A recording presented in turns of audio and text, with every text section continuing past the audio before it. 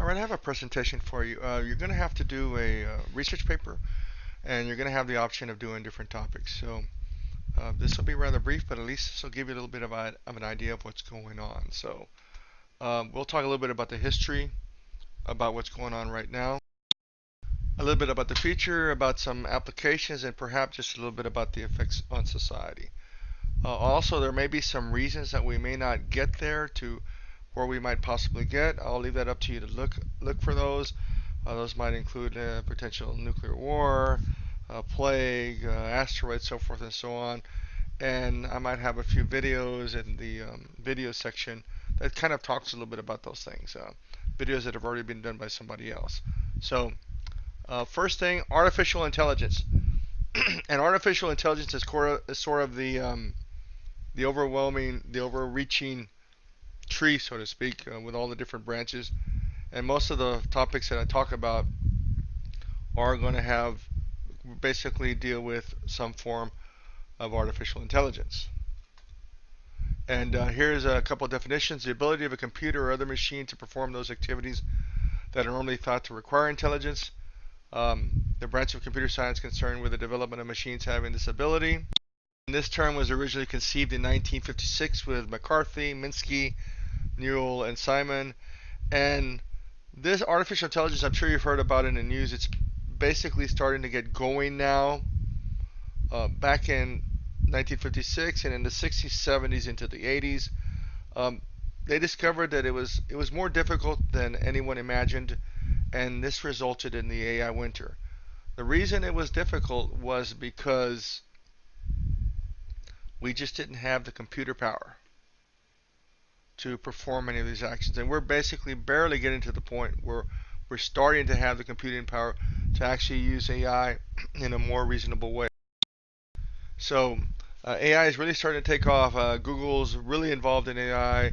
Amazon and others are really involved in AI. And in fact, some individuals are stating that whoever actually gets AI right is going to be the ones that rule the world. Like I said, revival late 80s and early 90s. It's already being used in logistics, data mining, medical diagnosis. Facebook uses it. Google uses it. And you might want to think of any of the other uses of artificial intelligence. Think about it. By the way, this is one of the topics for the research paper, so think about it deeply, look into it, look it up. Also being used in games, fraud detection, medical diagnosis. In fact, in medical diagnosis, soon it might be better than, let's say, for example, a radiologist detecting cancer. And like I said before, it has a hand in all the other topics we're going to cover. And for example, you have Siri, you have Google, you have Amazon Alexa, already being used as a ready-made assistant. In fact, in my home, I have quite a few Alexa devices, and I do have a Google device as well. But I started off with Alexa, and actually, I find it quite useful. As in, I have smart lights, and I can control my Nest thermostat, which means I can turn my air conditioner on and off. I can turn my lights on and off in the living room. I can change colors. I'm getting a new Amazon product that will let me turn on my TV and my sound system and go to whatever channel I want just with my voice. So AI is continuing to improve significantly, and it will continue to do so. Here's an older picture of a dog, right? A robotic dog, okay, that does have some AI capabilities. The Turing Test, I'm not going to go too much into it. I don't think anybody has really passed it yet, although they supposedly did.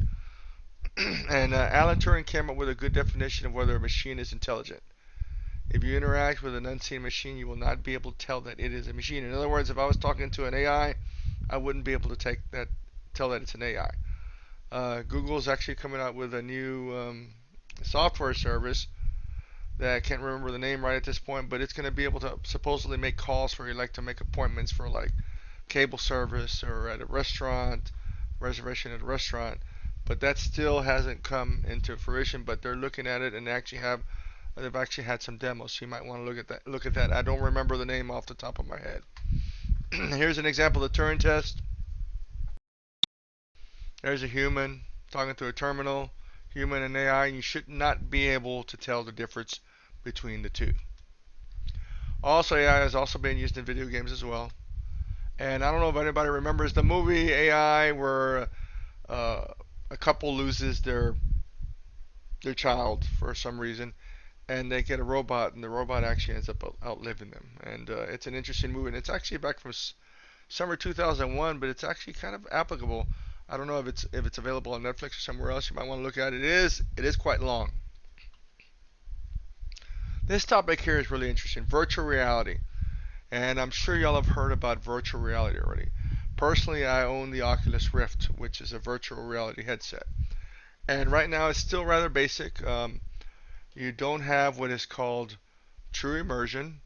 Sometimes I forget where I am, but most of the time I do realize where I'm at. But it's quite interesting, and it's actually quite enjoyable. So right now it's in its beginning stages. We have the Rift, we have quite a few other headsets. We have the Valve or Steam headset as well, and it's fun. It's a lot of fun. It allows you, when you look at it, you see things in 3D, and not only in 3D, but you actually can see where your hands are basically. You can look forward, lean forward, and actually it feels like you're leaning forward in the game or whatever application it may be. But in the future, what's going to happen in the future?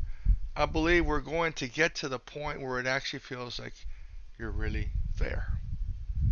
And I'm going to give a brief story here. Let's say I pretend, and I see my friend Tom. Let's say his name is Tom Potter, and I see him. Hey, how you doing? He goes, oh, I'm going away on vacation. I go, oh, where are you going on vacation? Oh, I'm going into virtual reality with my friends for about a week. And so, oh, okay, enjoy, have a good time. Go to that world you like to be in. And of course, in virtual reality, you don't know when you're perhaps when you're talking to somebody in virtual reality, you don't know if they're male, female, and somebody can be anything they want to be. So Tom, go ahead and goes off to his virtual world. So um, I haven't seen it for a while, and I discover there's police or something, and the poor guy did something wrong, and apparently something went wrong, and he wasn't getting proper feeding or proper let's say perhaps he wasn't getting enough water, he wasn't hydrated enough, and they found that he had passed away. Of course, I don't know what he was doing in virtual reality, but he had quite the smile on his face. So, at any rate, he passes away, and that's the danger of VR. In fact, I did come up with a term a couple years ago. It's probably being used already. A virtual reality crackhead. So, another question to ask: why do people do drugs or take any? Why do people do drugs? What's the main reason? I think most people would say it's to escape reality, to escape the current situation. Of course, some people will do, for example, some drugs to try and alleviate pain, and but most of the time it's to escape reality. And so, what if you can escape reality?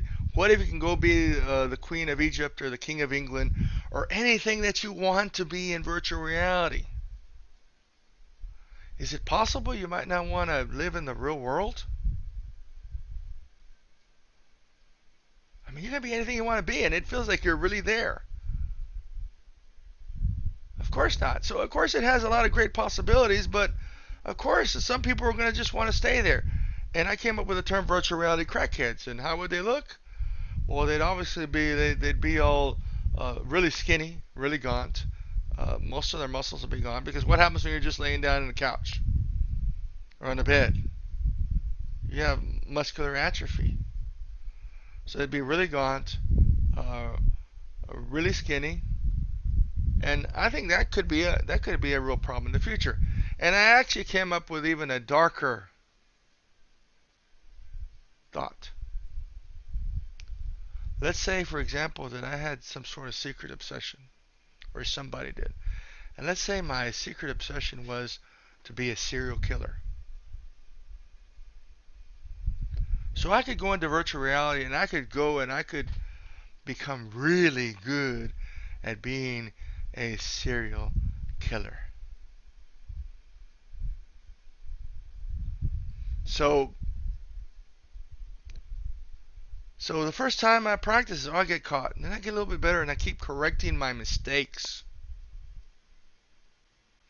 And so I get really good, and I'm enjoying myself. But then I start the line between reality and virtual reality starts to blur. So what if I come out and start doing, if I was to do that, what if I came in and started doing this in real life? It'd be really hard to catch me, wouldn't it? So that's a really, really dark side of virtual reality. In fact, I predict in the future, maybe 15, 20 years, and we already have this, so to speak, we will have police officers that are strictly in virtual reality or strictly online to try and catch these people. So, what kind of effects will VR have on us?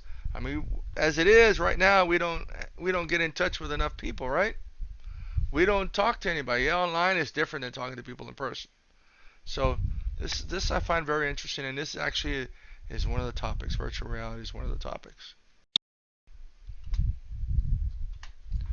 So, and this is an older headset. This is an older image. The VR headsets are actually a lot sleeker now, and they do come with controllers. And of course, the next thing is, what does this look like? Anybody remember this? You'd have to really a lot older, I would think. But there is a remake of this. In fact, there's a show on Netflix. Anyway, Lost in Space, Danger Will Robinson. Robotics. And the definition: the engineering, science, and technology of robots and their design, manufacture, application, and structural disposition. Uses predominantly include manufacturing, but they're gradually going to expand. 350 BC, the brilliant Greek mathematician Archimedes of Tarentum built a mechanical bird dubbed the pigeon that is propelled by steam. It always seems we've had some sort of fascination with lifelike objects that aren't actually alive. So, used extensively in manufacturing, used more in homes. Does anybody know an example? I mean, anybody heard of iRobot? Anybody heard of the Roomba? Um, so it's already being used in home. Robotics is generally benign except when at war, and we're already using robots in war. And the next point here, if used in conjunction with advanced AI, can be a really bad thing. What if these robots actually start become artificially intelligent? And they're already talking about those. What if they screw up? What if they start going after you and me? And there's going to be a video down at the bottom that talks about the use of robots and specifically drones that can be really, really bad. And I suggest there's going to be a lot of interesting videos in uh, down in the video section concerning this. So, in fact, some of those questions on those videos may actually be on the midterm or final exam. So just remember that. Uh, Obviously, manufacturing. This is what we're used to seeing, correct? Manufacturing uses. And what is good about a robot in manufacturing? What's the difference between a human doing this and a robot doing this? Well, number one, does a robot ever need to take rest? Does a robot ever get sick? Does a robot ever have children or spouses that get sick? Does a robot have to go to the restroom? Does it have to sleep? And one of the other things is a robot will do the same thing exactly the same way over and over and over and over. A human can't do that. So of course, originally you'll have a lot of cost in putting these machines in, but eventually they will pay themselves off quite quickly.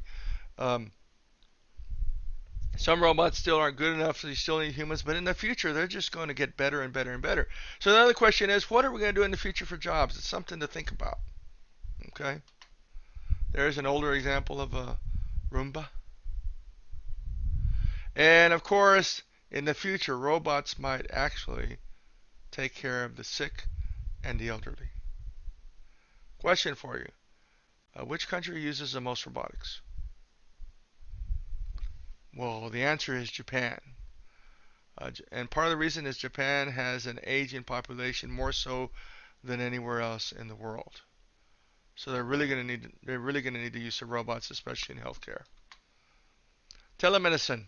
Won't talk too much about that, but robots are already doing a lot of surgeries, and in the future they will do more and more surgeries.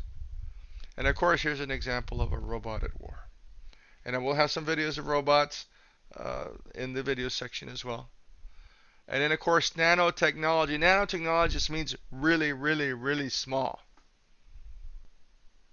The science of really small things. The term was defined in 1959 by Feynman and the American Physical Society at Caltech. Current use of nanotechnology, and by the way, small. Think of small and look this up. This is another one of the potential topics. Medicine, sunscreen, clothing, industrial uses, self-cleaning windows. And they actually created a pair of sunglasses for a fly. Of course, the poor fly was dead, right? But they were able to create a pair of sunglasses.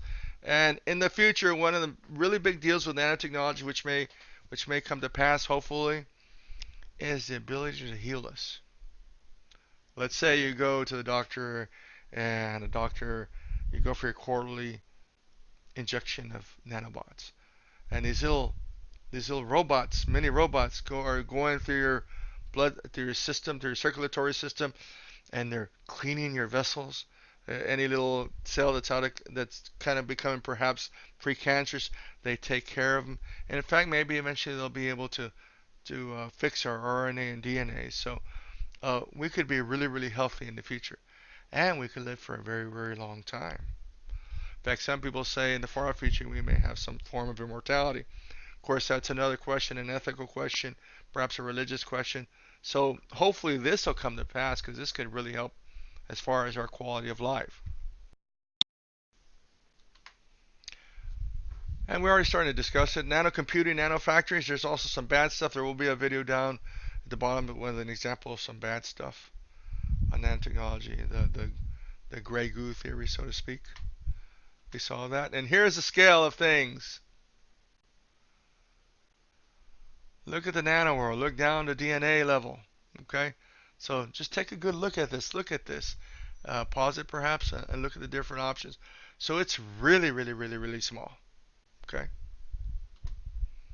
And then we get into artificial neural networks, and this has a lot to do with artificial intelligence proper.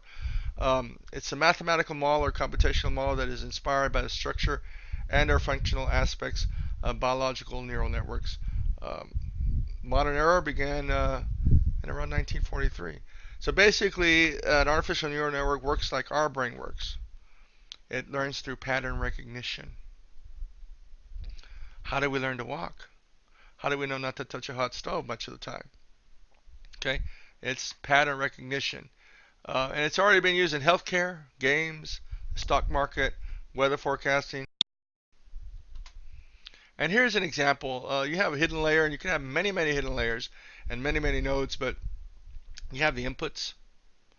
It goes through the hidden layer of neurons, and it's weighted. Everything has a certain weight. Everything has a certain amount of weight to it, of importance to it, and it comes out after many, many training cycles over and over again. It comes out with transpiration, with the outputs, which in this case are transpiration, assimilation, and allocation. And here's another example once again. Your inputs, hidden layers, and your two outputs in this case. 3 inputs and 2 outputs. And they are considerably more complex than this, but this is just an example. And then this is another interesting topic, which isn't really one of the research topics, I don't believe, but augmentation. What is augmentation? It means being enhanced, right? Would you be willing to get augmented? Aren't you already augmented? How many of y'all wear glasses? How many of y'all wear contacts?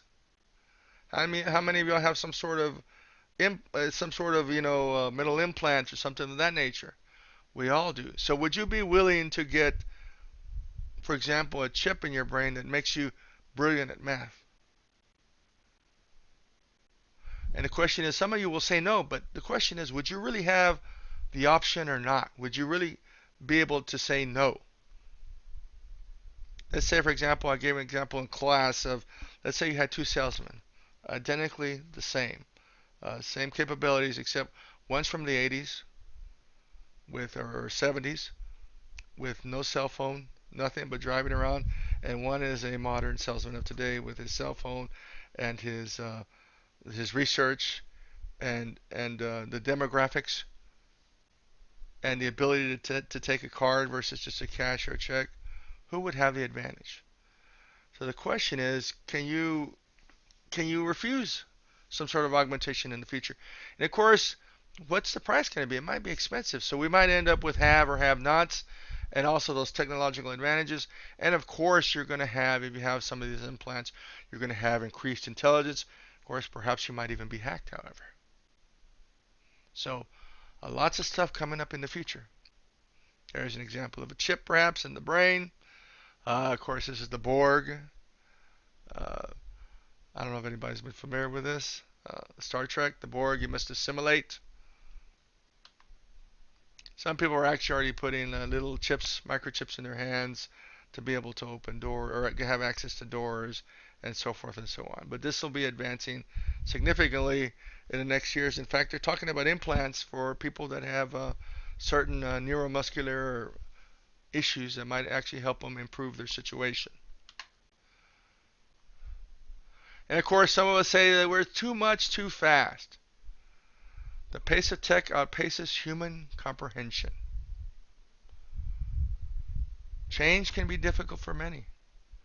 And these changes happen and we don't really understand why they happen. Okay. Some people could say they're good things. Some people could say there's bad things. Um,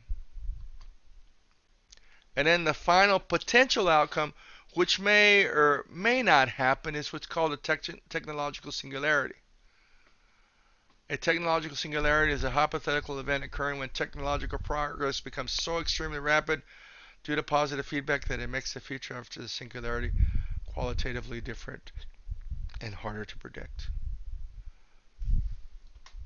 Or a better definition, when a machine or network becomes self-aware, it realizes that it is. And this can be both good and this can be both bad. If this technological singularity, this computer network becomes self-aware, and I say it'll probably be some sort of Google network, will it like us or won't it like us? If it likes us, well, we're in really, really, really good shape. If it doesn't like us, we're in serious trouble. And later on, I'll have another video, and it may not be, right away, and hopefully you'll be able to see it maybe next class. Werner Binch was most often associated with this topic, coined the phrase, and Ray Kurzweil is a big futurist, and he's way into this. And the countdown, this basically just says how our intelligence aspect continues to increase, and now with computing, the computing capability continues to just, it increases over and over again. It's for example, first twice as powerful, 4 times, 8 times, 16, 32, 64, 128, 256, and so on. If you've noticed the difference in your cell phones in the last 10 years, strictly from that, you can see how quickly computing power is increasing and how quickly the price of such computer power is coming down. So some say we'll get the singularity, some say we'll have something similar. It's going to be a good question. Hopefully, we'll get to experience it. Okay? And we can talk later about transhumanism, what you might want to look up. The brain works. Talking about uploading your brain benefits. Great scientific advancements. By the way, would you want to upload your brain? There's actually a show also on Netflix called Altered Carbon, which talks about people who actually upload their brain, and then if their body dies, they put their consciousness in another body. And of course, we'll get to extreme problem solving. Bad stuff, we talk about the Terminator, okay, and the Terminator Scenario, and there's such dramatic possibilities. And I'll have another video that talks about why we may not get to all these technological advancements. One of them is the Terminator Scenario, and of course, there's such dramatic possibilities. The future, next stage in evolution, non-biological. Are we going to become robotic? Are we going to stay purely biological? And this is also transhumanism. And here is a little thing from, from our ancestors, our great ancestors, to robots. That's why there's a robot, and that's the end of the presentation. And like I say, you're going to have the topics. Choose a topic, do a good job, do good research, and you'll do fine. Have a good day.